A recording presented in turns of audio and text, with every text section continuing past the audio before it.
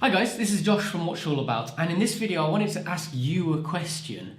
If this has ever happened to you, have you ever glanced at your watch and stared and stared, waiting for it to tick, and it feels like it takes forever to tick to the next second? For that split moment, you're absolutely convinced your watch has stopped.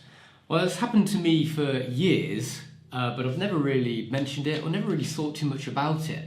Maybe these watches and these clocks were playing mind games on me. Until recently, I googled it, and it's actually a regular thing.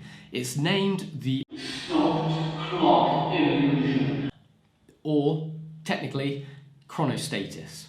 Now, before I try to explain it, there is a caveat. I'm not a scientist, a doctor, or a physicist, or a psychiatrist, or anything like that. So take what I say with a pinch of salt, please.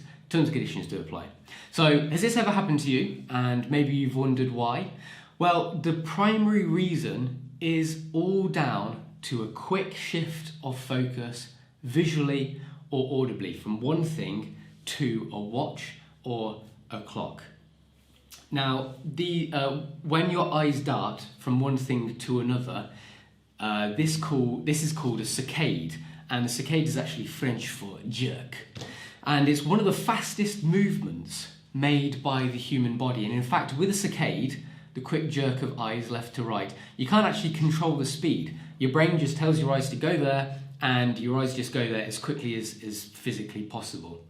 And the saccade is so fast, the brain can't actually process the visual feed between focus point A and the focus point B, where you're actually looking at. And the reason why primarily is that there's no motion blur, and this is called saccadic masking. And it's this loss of communication that is the culprit behind this stopped clock illusion.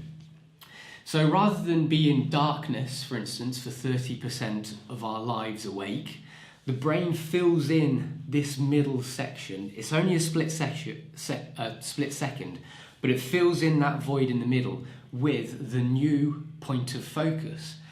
That's called neural antedating or backdating.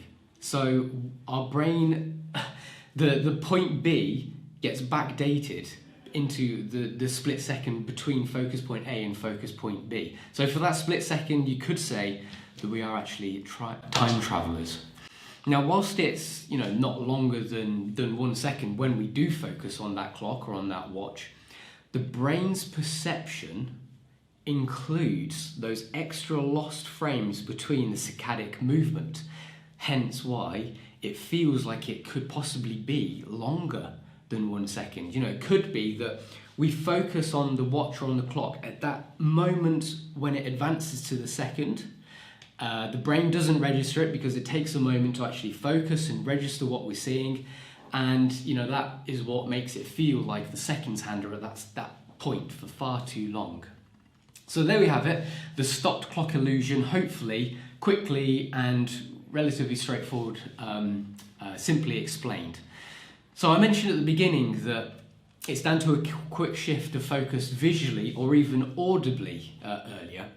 And it can also be called the dead phone illusion, also known as auditory chronostasis. And that can happen when you have a phone ringing in one ear. So you're trying to ring your mum or your dad or your best mate, and then it's ringing. You quickly switch to the other ear, and this switch of focus has jumbled up our perception of time, and the gap before the next ring seems too long. Has that ever happened to you? I know that's happened to me as well. So there we have it, it's this quick switch of focus, and the brain backdates the void. Of course, is it unsettling for you to have that void? Well, of course, you could always not use a watch with a second hand, buy an automatic watch, or just don't look at clocks, or even don't use your phone either. So there you have it, the stopped clock illusion and the dead phone illusion, hopefully explained easily. So thank you guys, don't forget to like, comment your thoughts if this ever happened to you, and also subscribe to the channel as well. Thank you, and see you next time. Bye bye.